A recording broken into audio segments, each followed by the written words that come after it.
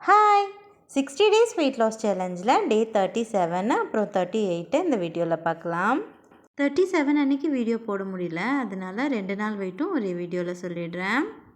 36 அன்றைக்கி 83-40 kg இருந்துச்சு weight. 37 அன்றைக்கி 83-35 இருந்துச்சு.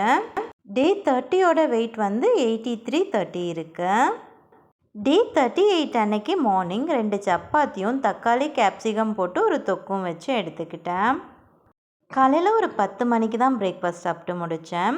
மத்தியானம் ஒரு 2 மணிக்கு சாப்பாடு, புடலங்காய் பொரியல், வாழைக்காய் வறுவல் வச்சு சாப்பிட்டேன்.